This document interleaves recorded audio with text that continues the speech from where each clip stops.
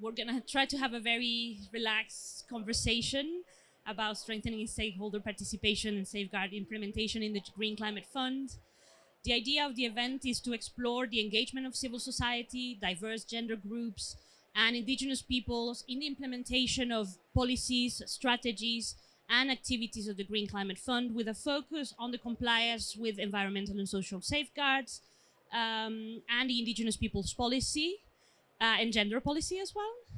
So we will hear a little bit about the views from the Secretariat and civil society on this matter, and we also hope to have a conversation with all of you, to hear your perspectives on how to strengthen the stakeholder participation and safeguards implementation. But to start with, I will give the floor to Yannick Lemarek, the Executive Director of the Green Climate Fund, for some opening remarks to the event. Many thanks. Many thanks to all of you for joining us for this side event. The governing instrument of GCF recognizes the key role of civil society organization in the programming and operation of the fund, but does not really detail what the different functions that we are speaking about. So yesterday we had an event on integrity. Today is very much about safeguards and stakeholder participation. But I would like to take a couple of minutes to go through all the different functions that civil society organization can play in order to ensure that every single penny of taxpayer money that we manage has optimum climate impact. And how these functions have evolved over the past few years.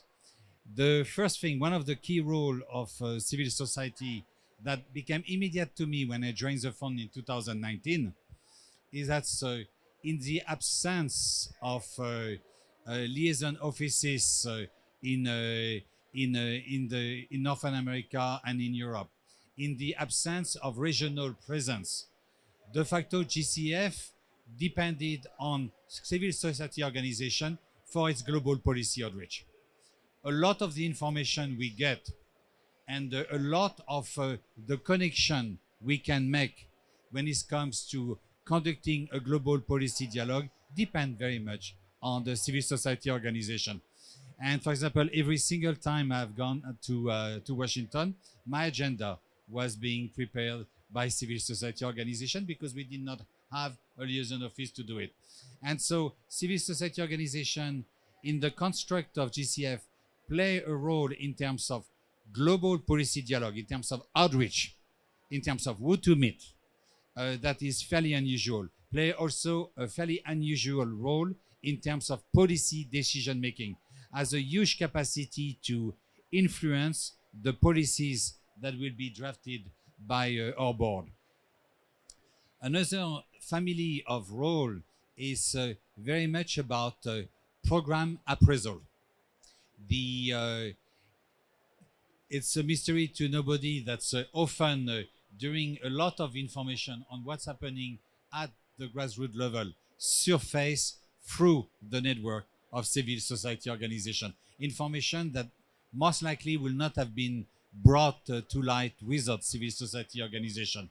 And so this is particularly important for project appraisal, and even more important when it comes to protection of environmental and social safeguards, indigenous people rights, and integrity during the implementation.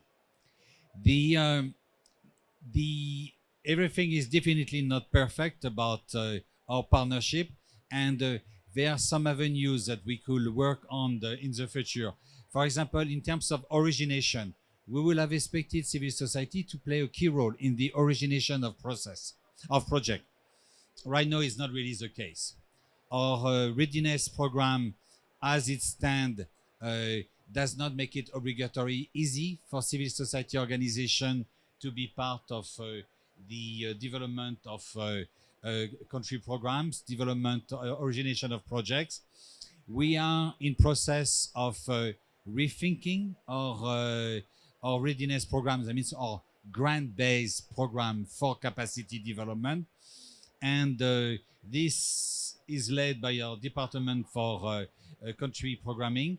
And I would very much like to encourage all our partners to be involved in the development of this new approach. It's clear that we can and we must do much better in terms of origination to originate to civil society organization, the private sector, also indigenous people. And so it's definitely one of the areas where we can do and we must do much better. Another area which for me is very important is that we have next to no project we're very much focusing on strengthening civil society organization. And so we have projects with civil society organization as part of the project, or we have projects developed by civil society organization, because a number of our partners are civil society organization, but we have no project to leverage the capacity of civil society organization to avert the catastrophic climate change. So targeted programming by civil society organization is definitely something that we could work further. And on our side, we are trying to come up with mechanisms that makes it easier, such as, for example, the expanded direct access, where we recognize that because we are a second level organization, there have been 2 levels of due diligence. We are much more removed to civil society organizations at the first level organization. And therefore, what we are now testing is to develop pool funds of, let's say, $25 million that can be broken down into, let's say, 100 a grant of $250,000. These numbers are simply indicative. And we are testing these modalities in the Federated State of Micronesia, where we did capitalize a National Climate Fund, and in Vanuatu with Save the Children Australia. And so we hope that by decentralizing to the country level, we will be able to remove a lot of the unavoidable, unfortunately, transaction costs that are associated with the second level organization. Second level organizations are critical because they act as a linchpin of the climate finance landscape. They are those who coordinate. They are those who create coalition. They are those who can foster harmonization. They are those who can encourage a higher level ambition for taking some risk. But they are second level. That means there are plenty of steps before you reach them, and there are plenty of steps before the money goes down. So from the EDA, we hope that we will be able to make quite a lot of progress. And after coming to strengthening stakeholder participation and safeguard implementation, the fund is shifting from programming to implementation. 80% of the portfolio of the fund has been approved over the past 3 years. The fund is still a startup. It's approved its first project in November 2015. So now, formulation is always the easy part. You live in a theoretical world. Implementation, you suddenly start operating in the real world, and you can basically collide pretty badly with the real world. And so for me, this meeting is beyond timely, because it's important that we discuss how we can strengthen, optimize the partnership between civil society organization and GCF for implementation. This meeting is very much a companion meeting of this event is very much a companion event of an event we had yesterday about civil society and integrity. And we launched basically a new partnership for integrity.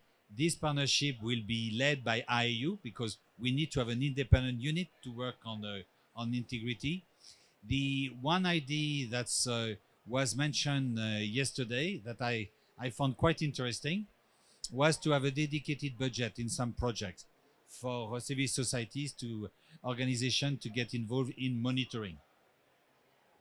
And we will definitely follow up on this idea. We'll have to find the right project, the right agency to pilot it, but it's a very practical solution. And so GCF would be immensely grateful for a practical solution that could emerge from this event. Once again, many, many thanks for joining us. I will not be able to stay for this event because I have to rush to a neighboring pavilion, but I leave you in great hands. Thank you very much, Yannick, for those opening remarks. And now I think we're going to go to the more conversational part of the event. So I'll introduce our panel first, and then I'll open the floor for their remarks. So the idea, as Yannick said, is a very key moment because, as you know, the process for the second replenishment of the GCF has started, and it's a good point. It's a good point to make to look back and see what lessons learned and experiences, especially from the point of view of civil society, can inform this second replenishment and the activities, policies, and strategies of the GCF for the GCF2. So for the panel discussions, we have Erica Lennon, CSO active observer for developed countries, working in CIEL, the Center for International Environmental Law, I believe. We also have Eileen Mairena Cunningham, a CSO active observer for developing countries from CATPI, which I think is the Center for Autonomy of the Indigenous Peoples of Nicaragua. We also have Benedict Libanda, CEO of the Environment Investment Fund of Namibia, who is also an accredited entity of the GCF. And finally, we have Pa Usman Jaju from the GCF Secretariat. So with that, I would like to give the floor to our panelists to tell us a little bit about their experiences and lessons learned from the GCF1 that can be built upon to improve the GCF in its second replenishment. And since we don't have a particular order, I'll go with Eileen, who's right next to me. Oh, Erica, sorry, yes. Go ahead, Erica. Sorry. Hi, everyone, and thanks so much for being here, and thanks to the GCF for inviting us and for having us in this space. And I'm going to try and touch on a bit of the state of play of where we've been through the first, through the initial replenishment phase, the initial resource mobilization, the first replenishment phase. Look at the promising practices and what we see in the GCF and some lessons learned as we're going forward. And I'll start with a lens on safeguards and observer participation. And I'll start by pointing out or saying, if it's not wholly clear, as Bertha introduced us, Eileen and I are both active observers to the GCF, and I think that's a really critical thing to note, is that CSOs have an active role to play in the GCF, including that there are 2 civil society active observers who get to participate and be at board meetings and to bring the voices of civil society actually to the board meetings themselves by commenting on policies, by commenting on projects, by commenting on accreditation that the GCF is considering at its board meeting. This doesn't mean that we have a say or a vote, and we're not part of that decision making, but we are part of the process. And we represent an entire network of civil society organizations, indigenous peoples groups, local communities around the world. And though we represent constituencies to some extent, developed and developing countries, we work really across and as one civil society constituency and observer network. And that's a pretty unique role that exists at the GCF. If you look at other climate funds, if you look at other multilateral development banks and IFIs, there is no role for civil society in the board. And so I think that's something that is unique and is a value add of the GCF and really shows their commitment to engaging with civil society. So now I'm going to give sort of a brief overview of sort of the safeguard policies and really the policy framework where we see anchored in a lot of the good practices that the GCF brings, and that is a value add of the GCF in the climate finance space, and that really leads to, or should be leading to, better, more effective climate action for, in this instance, mitigation and adaptation, because that's what the GCF's mandate and remit is.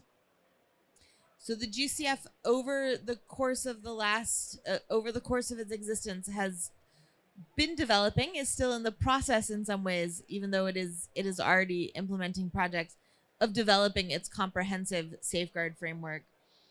That includes an environmental and social policy. It includes an Indigenous Peoples policy as a standalone policy, which is not often the case in various places. It includes a gender policy and gender action plan.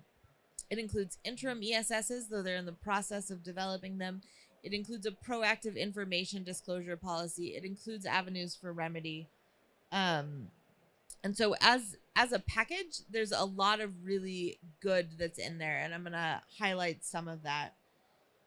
So starting from sort of the environmental and social policy, the GCF's environmental and social policy is really built on a framework, or incorporates as one of its key tenets human rights, which I think is something that is unique and recognizes the importance of respecting human rights, respecting the rights of Indigenous peoples, and really not just being an environmental and social policy that prevents harm, but also looks at how it can do good and looks at how GCF projects can be benefiting people and should be benefiting people. And also includes important roles for stakeholder consultation. I think one of the things we heard Yannick highlight is that far too often civil society isn't involved in the origination of projects when they really should be. It should be that as projects are being developed, and there are good practices in there for stakeholder engagement, for disclosure, but we need to see more and more of civil society really being involved in project development from the beginning throughout the project to the end through monitoring, because it'll lead to more effective climate action. So the ESP sort of provides the overall framing, and it, as I mentioned, it has in there good policies on human rights, on the rights of Indigenous peoples, on biodiversity, because there's a linkage obviously between the climate and biodiversity, and it's complemented by other policies. So for example, there's an Indigenous Peoples Policy as a standalone policy that again is rooted in respecting the rights of Indigenous people. It comes from and is rooted in ensuring that it's compliant with the UN Declaration on the Rights of Indigenous Peoples, and includes important things like respecting the free, prior, and informed consent of Indigenous peoples. I think the questions, or where we've seen some of what has happened, is whether these are always implemented. And that's where you can see, over the course of the GCF so far, it's not always true. Policies can be very good on paper and not always implemented, but there are steps being made, and I think as the GCF grows, it can do better, and I'll come back to some of that at the end. The IP policy also established an Indigenous Peoples Advisory Group, which I think is something that's fairly unique in what it should do. And so while it has taken a couple years to get going, it is now finally been constituted, which we see as really a positive. And it's a group of Indigenous peoples who were self-selected, I believe, unless I'm wrong, but self-selected, which is important. And they will engage with the GCF, but also serve to give advice to the GCF and to make sure the GCF is really in its actions looking at and seeing Indigenous peoples as partners, seeing Indigenous peoples not as, I think, is often the case when you look at safeguard policies, is sort of looking at people on the front lines or these groups as victims of climate change, but really see them as the people who have the solutions to climate change, and really people who can bring those solutions and bring their expertise, their traditional knowledge, etc., to the climate crisis. And so the GCF is embracing that. Also, from its beginning, I think that one of the things that has been highlighted over and over again is that from its beginning, in its governing instrument, the GCF has had an emphasis on gender. And I believe it is the first fund that has ever had, from its beginning, an emphasis on gender, and really needing to bring in gender equality, to bring in gender responsiveness. And so from that, it's really at the core of what the GCF should be doing. From that, there's a gender policy, there's a gender action plan. It means that in all projects, there's supposed to be gender assessments. There's supposed to be gender action plans. Are these all created equal? No. Some are much better than others. Are they always existent? no, sometimes there are conditions put on projects that need to have them, or they need to be developed, and I think that we've seen over time they are getting better, but there's a ways to go. And part of that is also building capacity, and Yannick mentioned readiness funds, and I think that one of the key things that the GCF has is readiness funds, is a project preparation facility that can help build the capacity of its accredited entities who are bringing forward projects to make sure that they have strong gender policies, that they have strong gender action plans, so that they can really live up to what the GCF should be doing. Um, and and I think the GCF has a critical role in building the capacity of its vast network of accredited entities. It has over 100 accredited entities, and it really and if it can build capacity to make those to help those entities ensure that they have strong policies on gender, strong policies on environmental and social safeguards, strong policies on respecting the rights of Indigenous peoples, that can be truly transformational in climate action going forward. As I mentioned, the GCF has been and is currently developing its environmental and social safeguards. It's been using the IFC, the International Finance Corporation, which is the private sector lending arm of the World Bank Group, as its interim safeguards. The performance standards for the IFC as its interim safeguards. It's now developing new ones. They're currently, and it's done through a lengthy consultation process. We would have loved to have seen them earlier, but one of the things that I think is a testament to stakeholder engagement and to how they're doing it is that there have been multiple rounds of engagement with stakeholders, not only civil society, but with accredited entities, and with others, to provide comments on what the framework for the safeguards should be, how they should go, then on zero drafts, and now on a full draft. And I think we've seen, or in looking at them, albeit briefly, as we will need to provide comments soon, I think there is an evolution in those to make them really more rights-based, to really gender responsive, to really make sure that we're putting people at the center of climate action. And none of this is possible. A lot of this is helped by the fact that the GCF also has a proactive information disclosure policy, because one of the things that's core to climate action and to engaging with stakeholders is people having information. You can't engage in a process. You can't engage in development of a project. You can't engage in commenting on whether you think that project is helpful, whether it's appropriate for the region or anything, if you don't have appropriate information and you don't have it in time to participate in that project, or in the case of respecting the rights of Indigenous peoples, if you don't have time to go through a full process of getting free, prior, and informed consent. And so the proactive information disclosure policy is really supposed to give information early, provide it to communities so that they can engage and so that they can minimize environmental and social risks. And it is, again, as many things are. So while the GCF has all of these good policies in place, they're not always implemented. I am in no way saying that the GCF is perfect and that all of its projects and everything runs perfectly. But I think having these policies at its core, and really in your policies, looking at and respecting and making a commitment to respecting, protecting, and promoting human rights, the right to, including things like the right to a healthy environment, making sure you're respecting Indigenous peoples' rights, having, gender as a core mandate, that will lead to better climate action. And so embracing those is really essential. And I think what we've seen over time is that the GCF is getting better.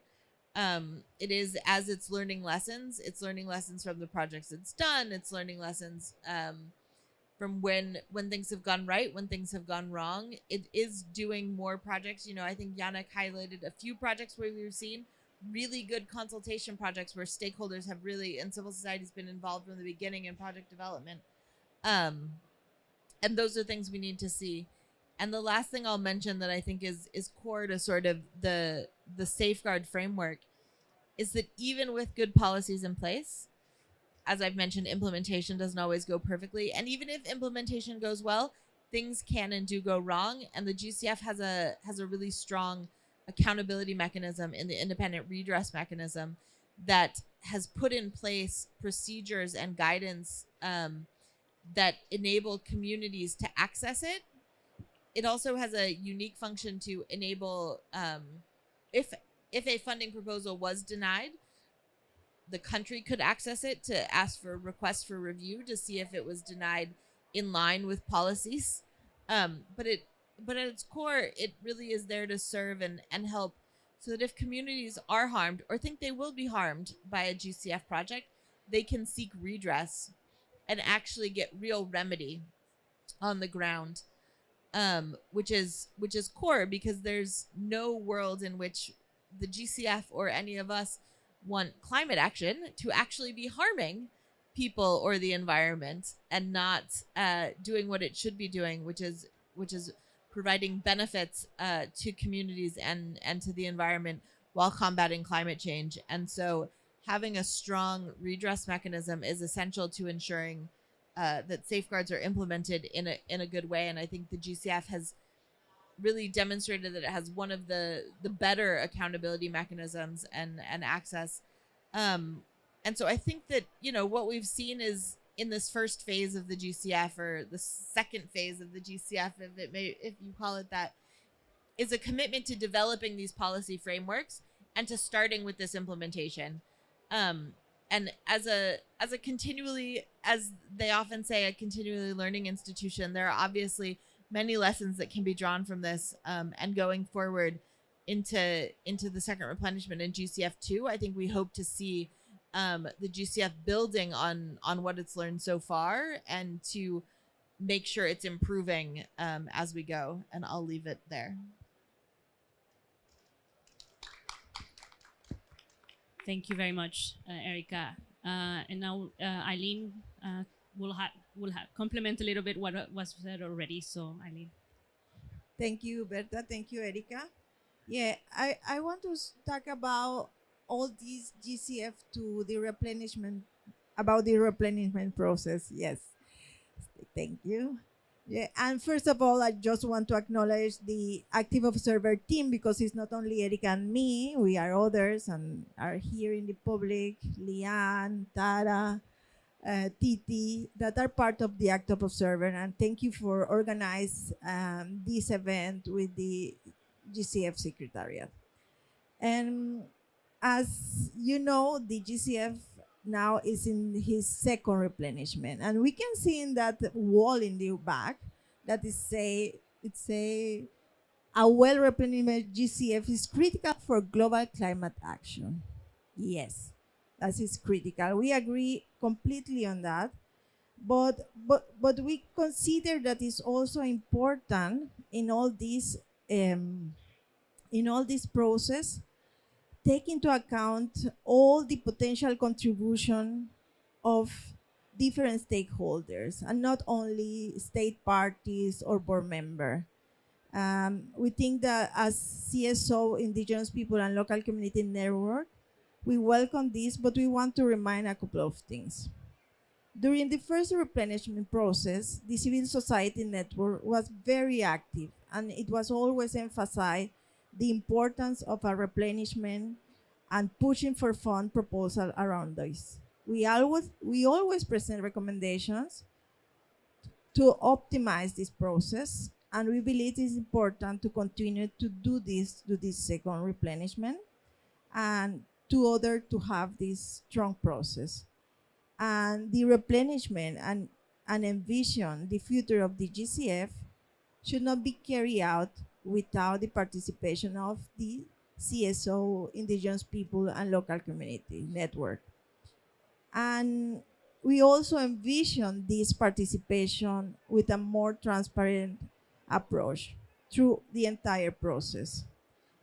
And we think this is important because then you have all the process anchored in the reality, the needs, and also the collaboration of the people that are facing the impact of climate change, and then you're going to have a more substantive input into the strategic plan also. We have said several times that we look forward for an ambitious replenishment, more inclusive, more transparent, that take into account the growing needs of the developing countries. And we consider this can be achieved with working together with indigenous people, civil society, local community. And if the GCF don't do this, they're going to continue work from some gaps that are already in the process. We want also, we heard from Yannick that he talked about capacity building process, and we want to remind the GCF that the civil society have been done some capacity building process with the different partners that we're sitting here today at global level. And the pandemic was a process also for learn that it was possible to do all this capacity building for the CSO. There was several virtual capacity buildings from the CSO. The indigenous people also make a strong capacity building with the youth leader that are going to do advocacy. And we just finished one process of capacity building, and we bring the youth leaders of indigenous people to be here. And I saw some, they are not here. I saw at the beginning of the event some here. So this is a process, and this is an expertise that the GCF have to take into account to work together for a new, during this new replenishment. And it's also important for us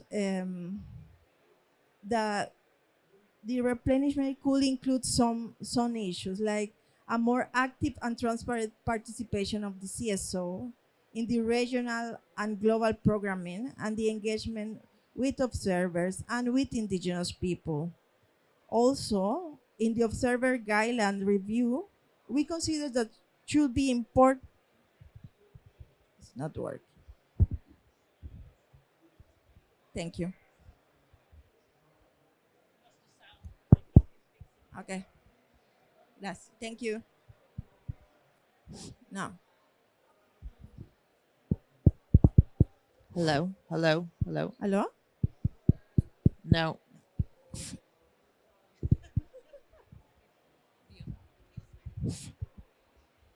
Technical issues. No, Yeah, okay. here it's back. I mean, it seems bad. This mine, this. Hey.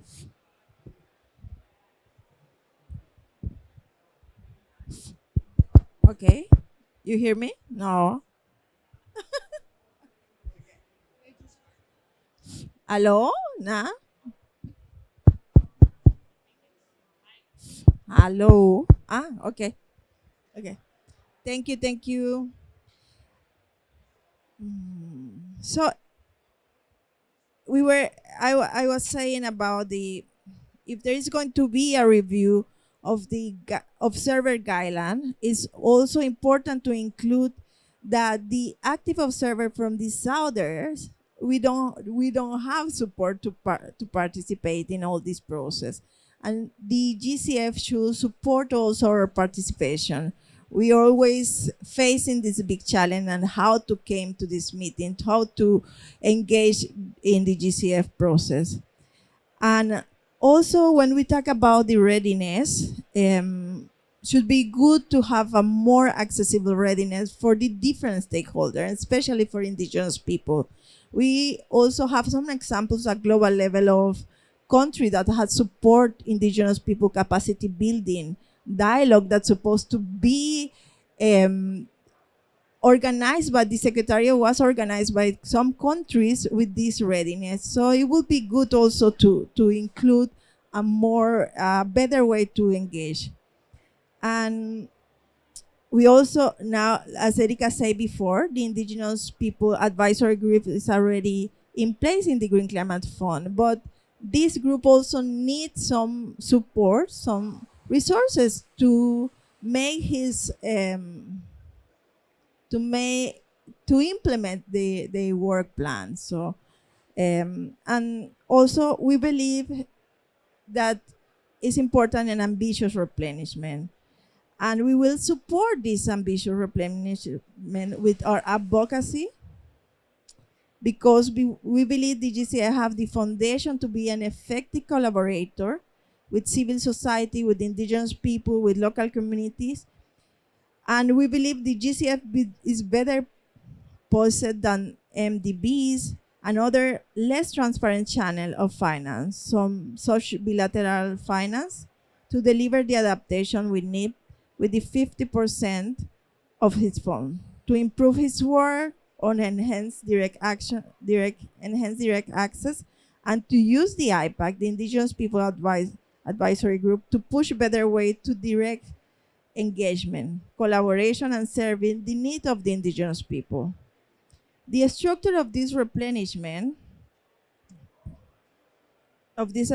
replenishment process, can indicate also the commitment to respond to our voices of the CSO's network. And we really look forward to further articulation with the Secretariat, and also between the Secretariat and the Observer and the GCS, to make all this process more effective. Thank you. Thank you very much, Eileen. I don't know if this is working. I hope you can hear me. I think it's working. So from the civil society perspective, it's clear the importance of the GCF, and I think from your comments that the importance of the GCF and a successful second replenishment, while at the same time ensuring true collaboration, transparency, and the implementation of the policies that ensure that the GCF projects and programs and activities not only do not harm communities, but that also bring real, true benefits, transformational benefits to communities, to indigenous peoples, and with a gender perspective. So with that, we would like to move to Benedict, because we also want an accredited entity perspective on the strengthening of safeguards and through implementation. And I think you're very well placed to give us your experience of what it is like to work with the GCF on the ground. So please. Hello. Thank you very much. Let me start by thanking the Green Climate Fund for organizing this event and for extending the invitation to the Environmental Investment Fund of Namibia.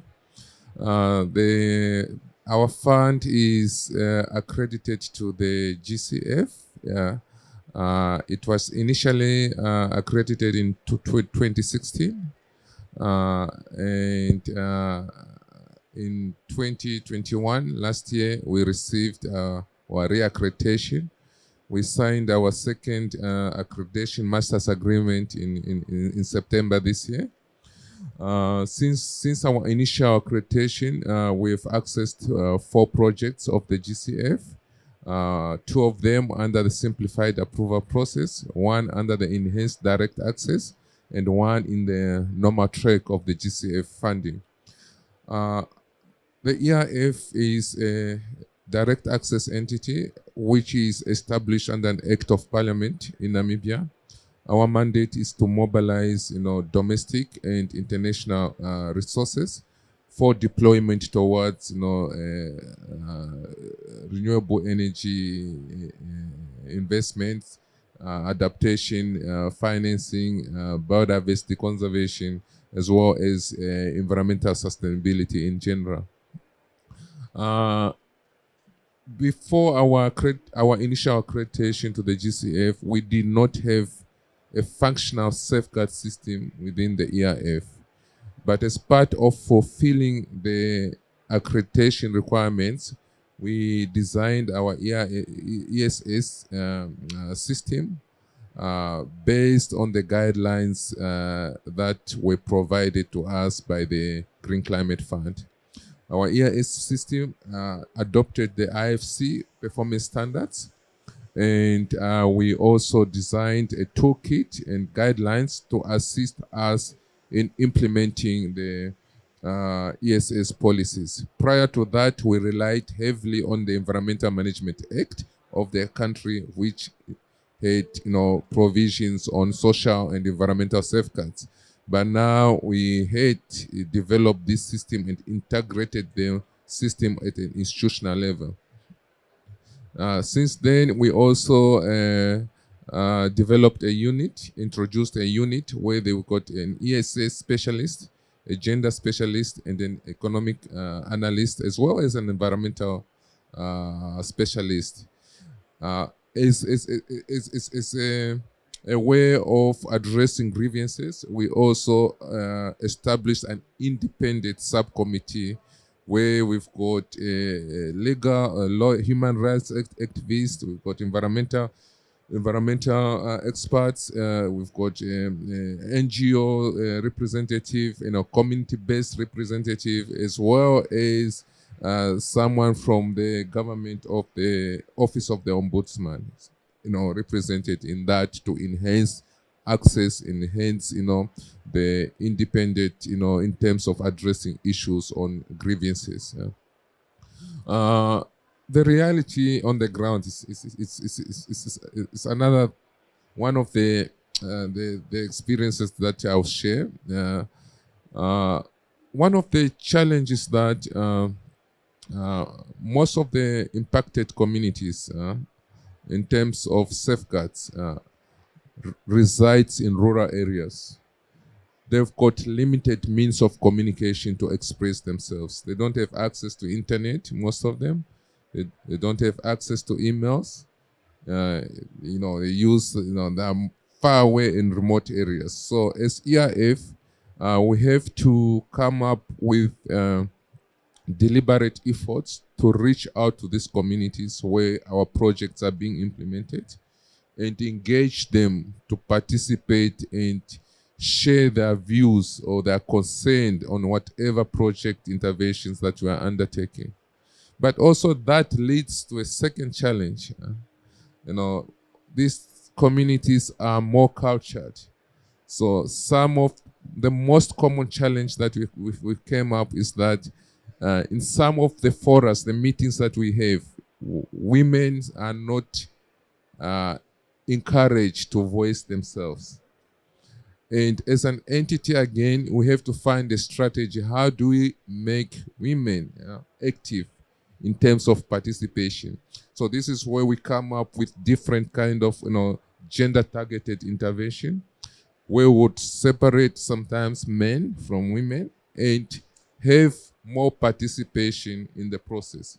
Because in some of the forums, the communities express themselves that if women expresses themselves in front of their husbands, obviously you're creating a conflict.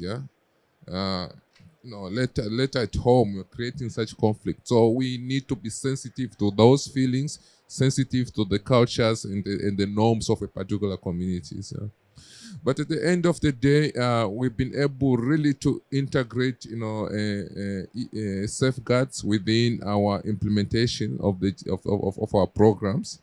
Two of our projects, which is FP23 and FP24, were independently assessed by the GCF and were found to have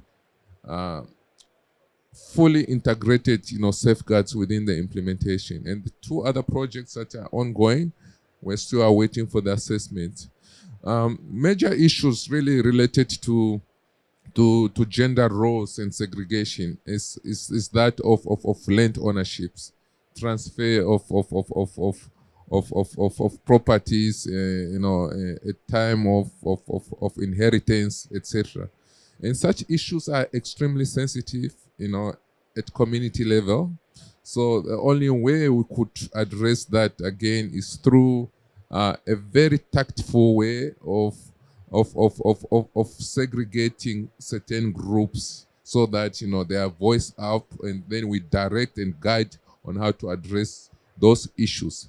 Most of the issues we do have supportive legal framework to guide the communities that are aggrieved, but The only challenge, those communities are not aware of the legal framework. For example, again, I'll go back to the transfer of land ownership in case of a deceased husband to the surviving spouse. Those has been a challenge, but we've been able to assist women's within affected project areas to get the right to land, right to natural resource, and using the appropriate legal framework that is there at national level. We recognize that because of traditional and cultural norms, some of the issues would take long to be fully integrated, because it's a conversation that is ongoing and will continue to be ongoing for quite a while before the acceptance and before the communities fully integrate issues of safeguards. Thank you. Thank you very much, Benedict. And I think to close, and so that we can open the floor for like other views and comments and questions, then we'll leave the floor to Pa, who will give us a little bit of more of like a GCF secretariat perspective on how it is like to set in place these policies, what considerations and what the role of civil society is, and obviously of accredited entities in establishing these policies and implementing them. Thank you very much. I would want to echo and also agree with what the panelists have said. GCF as a learning institution has been learning and improving on our processes, both policies and also at the programming level. And we highly appreciate the partnership with civil society. We have frequent meetings, dialogue between the civil society at every board meeting, which is quite useful. It sort of sets the tone on how we enhance the partnership and the relationship. And as was stated, we are into a review of various policies. We have the review of the ESS. We have the Civil Society Observer Participation Guidelines. And again, Yannick mentioned one very important thing, that is the participation and the role of civil society in origination of projects and programs. It is assumed and it's perceived as part of the country ownership and process, the NDAs that are coordinating and doing a consultative process at the national level, it is perceived that they would be very consulting and very inclusive. But what we have learned is that in certain instances, civil society organizations and indigenous people, they don't participate in the process. And as we are now reviewing the country ownership guidelines, which is likely to go to the board next year, we hope we would also use this opportunity to strengthen and really fill those gaps and ensure that civil society participates at all levels during project origination all the way to implementation and monitoring.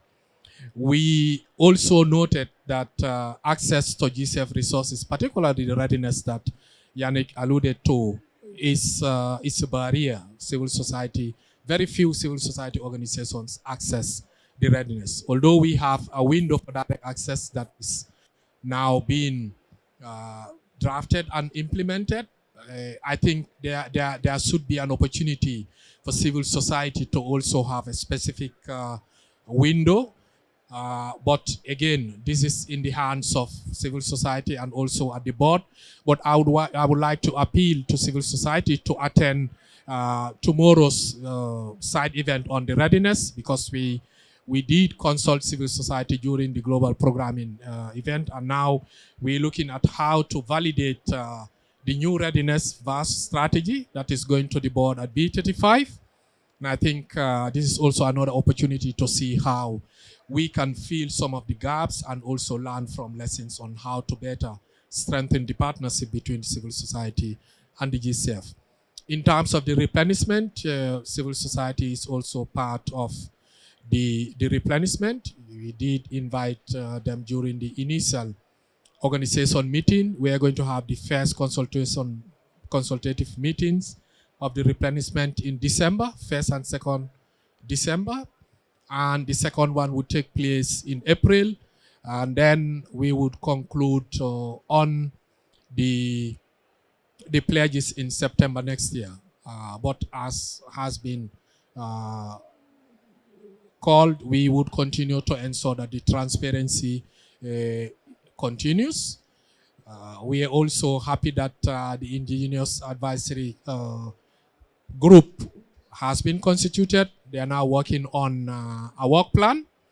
And we want to assure you that we would provide them with resources to enable them implement the work plan and see how their inputs would also be reflected in our policies and programs to ensure that the participation of the indigenous people, not only in terms of the process, but also they also benefit from the resources to ensure that their affected communities are taken into consideration.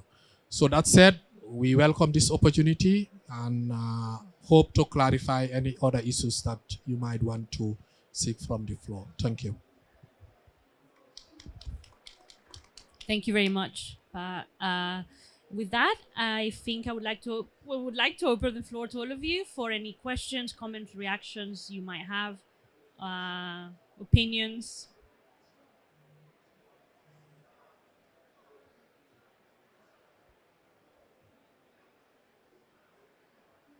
Okay, well, I think Erica was taking a lot of notes. So, Erica, do you want to add something? Have you learned something new from the discussion? Or maybe we'll leave it to Liana first, and then we'll come back to you. Thank you very much to the panel. My name is Liana Schalatek. I'm from the Heinrich Böll Foundation, and I'm part of the CSO Active Observer team.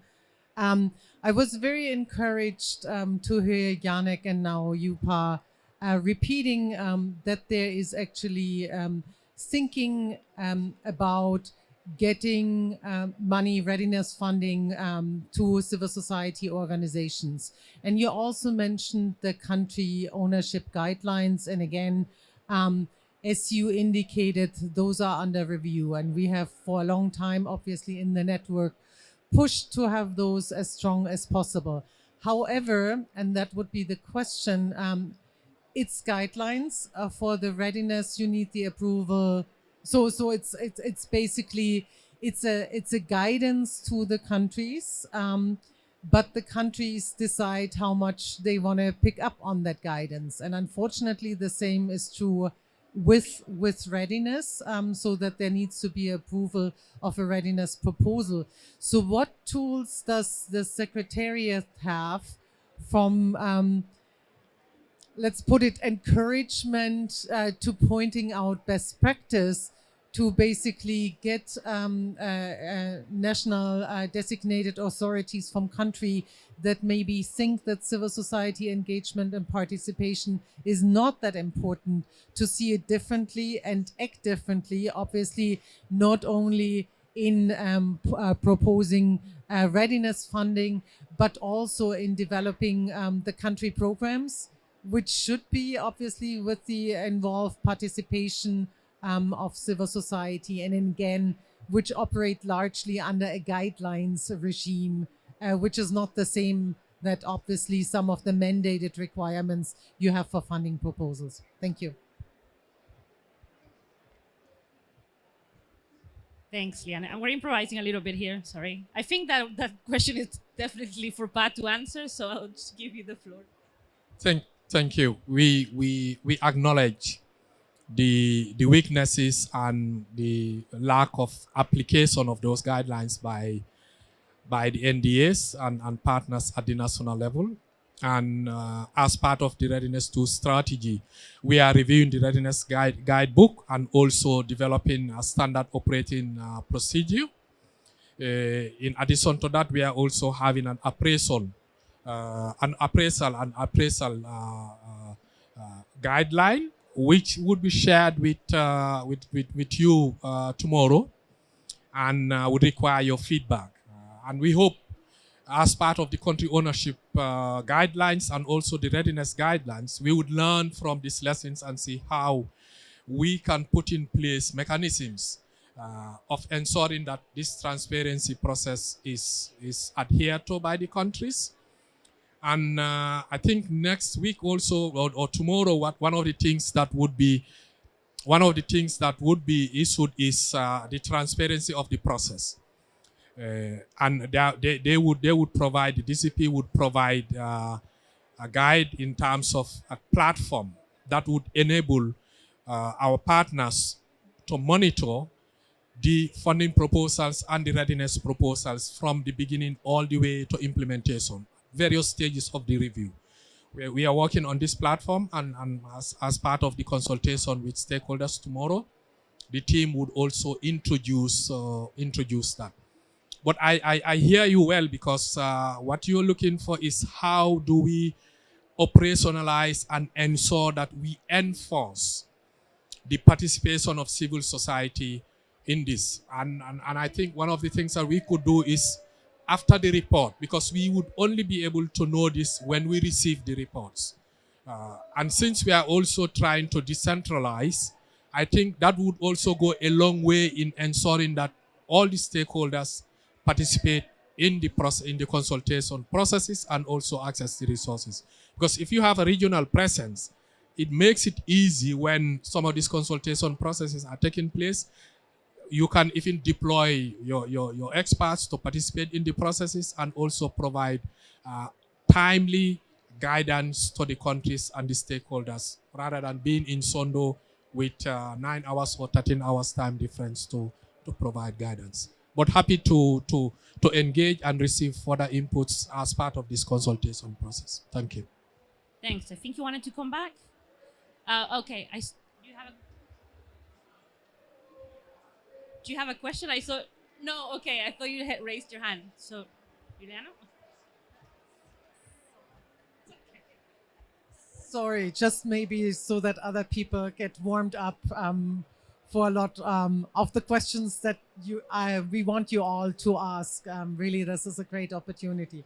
So thank you very much, Pa, for that. I think that's very, very encouraging.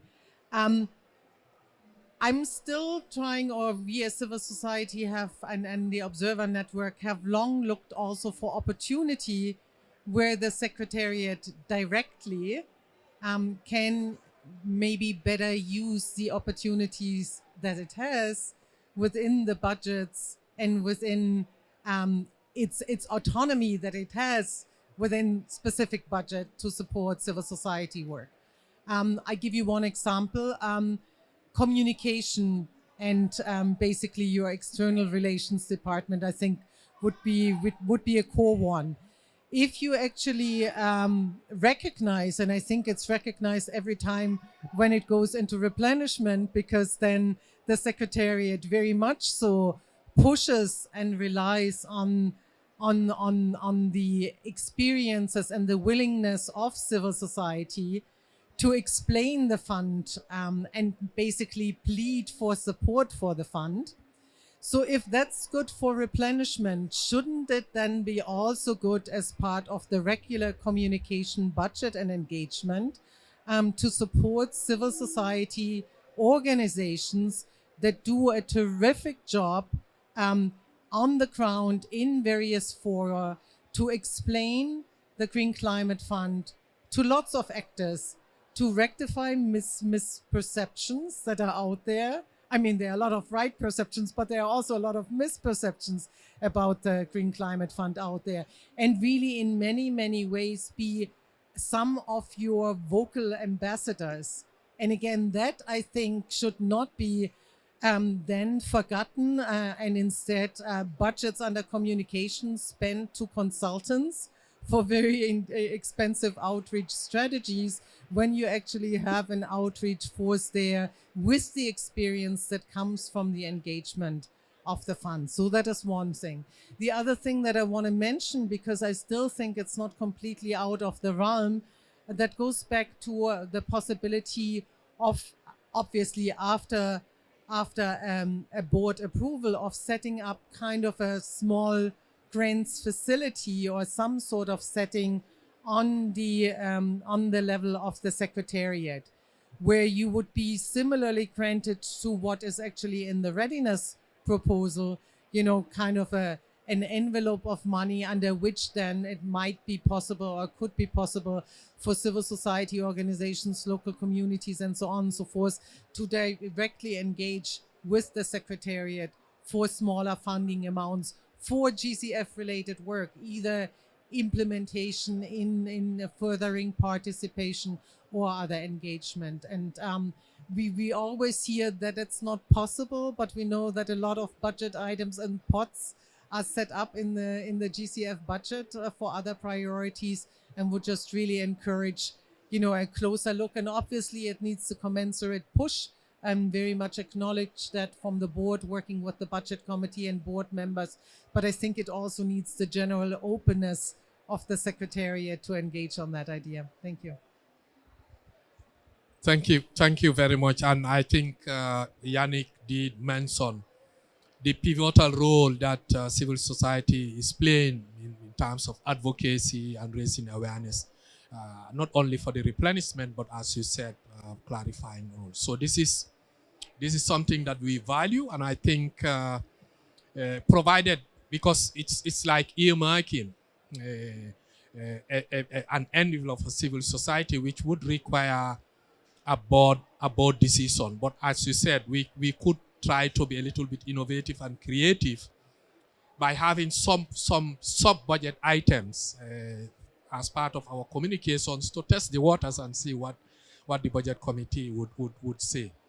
So I would take note of this and also communicate this to the Secretariat, and then maybe in 2023, 2024, 2023, 2024 budget cycle, we would test the waters and see how the board would reflect on this. But very good idea, and I think we'll try to see how to include this as part of our budget process. With respect to the small grants, again, the ED mentioned the EDA project from I think one of Micronesia, which it's like a fund, and then out of the 25 million, they would be supporting small CSOs and CBOs at the country level.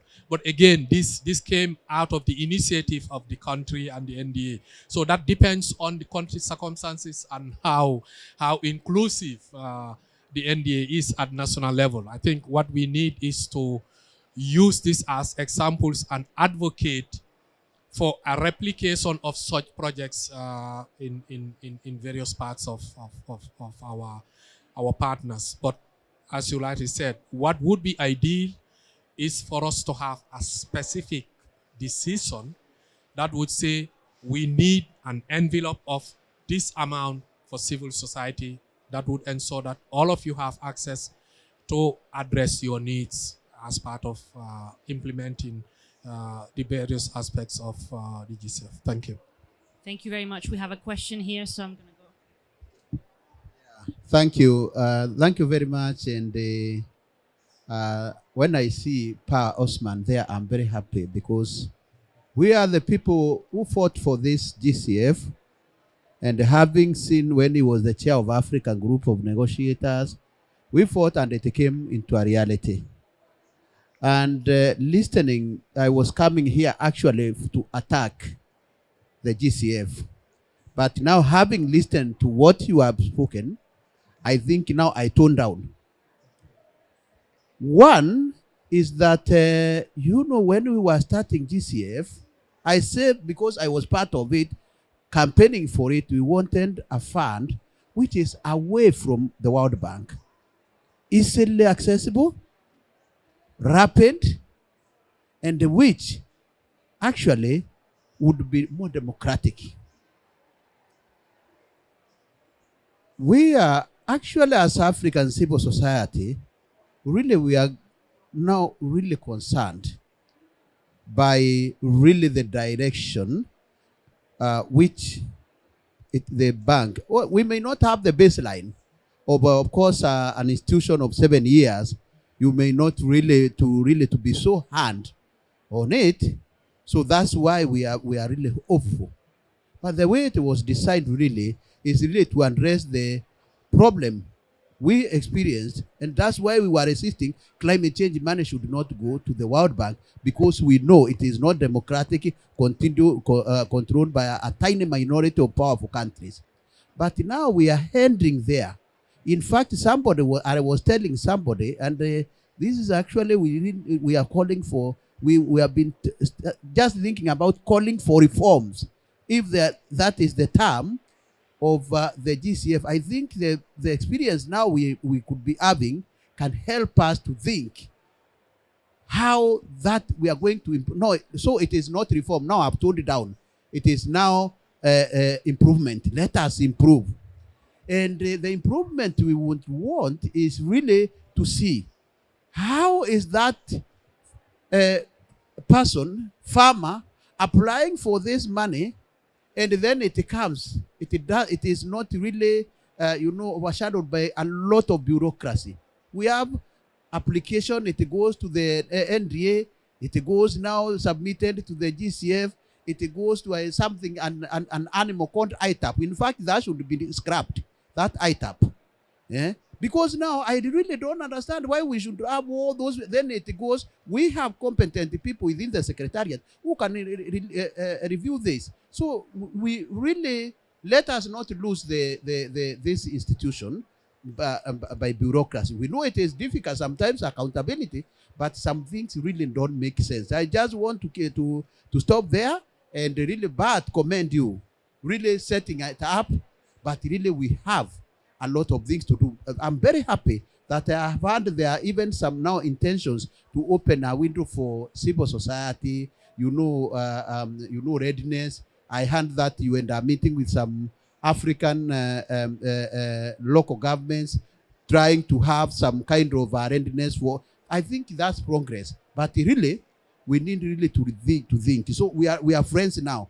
So we are going to continue working together for an improved GCF, and it is our desire to have it, and it is also your desire to have it work for the betterment of our people. Thank you. Thank you very much. So well done, Pa. You've managed to convince Mitika to tone down the criticism. That's, I think, quite a big achievement. I don't know if you have any reactions. Yes, please go ahead. No. I mean, we are a partnership organization and country driven. I think our interest is to serve the aspirations of the countries, and the civil society active observers have been very participating and raising the alarms wherever we go wrong. And I think, as the executive director said, this is a partnership, and we are not being too defensive. We are taking on board the recommendations to improve on the processes and the operationalization of the fund. In terms of simplification, I think we're also going there within, of course, the framework of the governing instrument and some of the board decisions. But I think the board should also be open to risk and go in for more simplification, because it's taking a risk. If you want to simplify beyond what we have right now, it means taking the risk of how the recipients of the resources would implement the programs. So it's left to the board to take further risk. But we hear you, and we are putting in place mechanisms of further simplifying our processes and ensuring that we have this transparency through the digital process, through which you can also see where your proposals are. I know there is a lot of talk about accreditation, but I don't want to go there. That is a different issue. Thank you. Thank you very much. We have 2 more questions. I'll go here first, Liana, if you don't mind. Thank you. Thank you so much to the panel. My name is Sarah. I work for People in Need. I'm the program director in Iraq. People in Need applied for accreditation for GCF in 2019, and obviously this is still pending. Now, we've discussed a lot in terms of simplification, involving civil society, and currently GCF has 100 accredited organizations, but it'd be interesting maybe to see what the split is of those accreditations. How many of those are UN? How many of those are NGOs, INGOs? And we're discussing civil society here. What do we mean by civil society? Are you talking about CSOs, CBOs, INGOs, local government institutions? So I think that would be really great to get some clarity. And I know we're discussing simplification and you're wanting to create more accountability and transparency around this process. And I think it's great in terms of potentially this pool funding and potentially, again, more accessible funding. But again, do we still have to go through the accreditation process as well? Thank you. Thank you very much. I think part of that question could also go to our active observers on the idea of what civil society is, like from our perspective as well. So if you don't mind, Pa, I'll give them the floor first, and then you can take the rest of the question. Erica, you look like you want to answer. I think we were looking at each other and Eileen's deferring. Yeah, I mean, I think the way that we look at it and the way that we have engaged, or how the people who are in our network and civil society is really is a whole swath of NGOs. So environmental NGOs, human rights groups, women's groups, etc., as well as indigenous peoples, as well as communities and local communities and community-based groups. I think is sort of the big picture. It's not a lot of, I think the ones that like are sort of separate are private. The private sectors also have their own observers. So there's a private sector observer as well. And so I think those are the sort of groups that might count as observers that are generally not in our groups. I will note, I cannot give the exact breakdown on all of the accredited entities.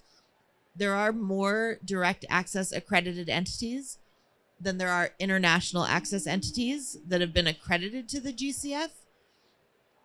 So like EIF is a direct access entity. All of the big, most of the big UN agencies are accredited, as are the big IFIs. However, despite the fact that there are more direct access entities in the group of accreditation, the vast majority of GCF money to date has gone through international access entities.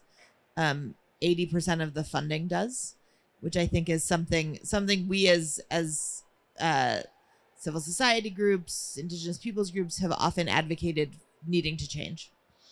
Because who the GCF should be benefiting and what I think, as mentioned in sort of the setting up and the advocacy for the GCF, is the GCF should be operating differently from the big IFIs, and really, and I think to Pa's point on taking risks on small projects, brought by direct access entities, brought by indigenous peoples groups, etc. There are a few NGOs that are accredited, some of the big ones like WWF and Conservation International and others. I can't remember all the Save the Children. That's right. But so there are a few. I'll stop there. Thanks. Pa? Yes, I think the accreditation is fundamental. I think that is what establishes the partnership, the pass-through for project implementation. So I don't see that going away quite soon, although we have the PSA, which is another path through which one can access resources, but it's a pilot and it's only for 10, and it's going to be implemented next year. Now, in terms of simplification of our fiduciary requirements, simplification of the technical requirements, simplification of the processes, this is what stakeholders are asking for. And I think, again, it depends on the risk appetite. And because we didn't also have enough resources in terms of people, at some point, because of the bureaucracy, we don't provide feedbacks very very swiftly. But I think growing with the growing number of staff now, and then putting in place all the processes and the systems, we are now able to move things faster than before. Now, one of the lessons we've learned is that we have more direct access entities, but most of them don't have the capacity. We were in a rush during the beginning of the accreditation process to accredit entities. They lack the capacities, and they need to be accompanied to develop concept and projects. And through the readiness technical assistance, we're now accompanying some of these direct access entities from origination all the way to implementation through readiness grants by providing TA support, who would be providing them with developing the concept, developing the funding proposals, accompanying them all the way. And this would continue to happen. I think if you attend tomorrow's readiness strategy, they would be able to tell you the vision on how we want to improve on the existing processes. Thank you. Sorry, one more quick point. Sorry to jump back in. And one more quick point that I thought of almost when Paul mentioned accreditation again. And to your point, I think that and that was one of the things that when Bertha said, I was taking a lot of notes that I had written down. I think one of the things, and I think that Benedict, in your opening remarks and what you said, is really one of the value adds of the GCF is accreditation. Because I think as Benedict was highlighting, you know, EIF didn't have in place all of the safeguard policies, didn't have a gender specialist on staff, didn't have human rights lawyers working there, and didn't have environmental and social specialists. And because of the partnership with the GCF, that all got developed, which I think will leads to better and more effective climate action. And I think that one of the value adds of the GCF is really what Benedict highlighted that they've been able to do, and what Paul was highlighting with readiness and working with partners, is that in having this network of accredited entities, the GCF really is able to help create and to help lift up and build a network of entities that are able to really embrace gender responsive, rights-based climate action and action that incorporates civil society and Indigenous peoples through its accreditation process. And that will allow hopefully more funding to flow to all of those entities from the GCF, from the Adaptation Fund, from bilateral funding, whatever it is, because we know there's vastly more climate finance that is needed to get to people on the ground and for people to be able to access. And having a lot of those standards in place will hopefully enable groups to access those as well. And so that partnership with the GCF can really help build that community. Thanks, Erica. Liana, you still coming back? Okay. Not that I don't want you to. I just wanted to make sure that Benedict isn't feeling neglected on the panel. So I have one for Benedict now. So Benedict, the Environmental Investment Fund was actually one of the first, if not it actually was the first direct access entity that implemented under the enhanced direct access. So your project is the first enhanced direct access project, and it should be pretty far along, right? So from our understanding, again, as the Observer Network, the enhanced direct access pilot has a lot of benefit, right? Because of the devolved decision making, the fact that you have a structure within the country that allows for engagement and participation of stakeholders to an extent ongoing, then unfortunately we've seen many normal projects do not allow. So I wanted to ask you, with your experiences of implementing the enhanced direct access, what you think works, what doesn't work, and what could be done to strengthen the approach.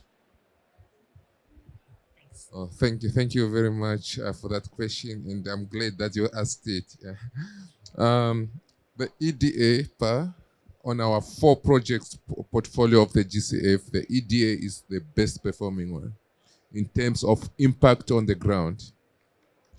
You know how we have designed our EDA, because it's an on-granting facility, as it has been alluded to. How we've been designed is that we've granted access to grassroots entities. This is CBOs, And the ticket size was 100,000 USD to 600,000 USD. And we were able to finance 33 CBOs with that amount. Of the 33 CBOs that we finance, it ranged from ecosystem adaptations, sustainable agriculture and water securities. What we found is that of the 33 entities, only one had previously accessed funding to a donor directly. And most of the 32 ones, that was their first grant contract in terms of climate financing access. Of course, there was a challenge because most interventions is associated with technology, maintenance of technologies such solar systems, etc. So what we did is we had deliberate intervention by twinning communities to service providers just to maintain and sustain the technologies that is being utilized. But from the safeguard point of view, because of ownership that is enhanced, because of participation and direct involvement in the project, there's so much acceptance of 100,000 US dollars project than a 20 million US dollar project, because they feel the involvement and participation in the process. I think what we're doing now, this is one of the projects that is coming to an end, and there's a lot of lessons that we are taking from this project, and we've started the process of talking to the GCF for the terminal evaluation of the project.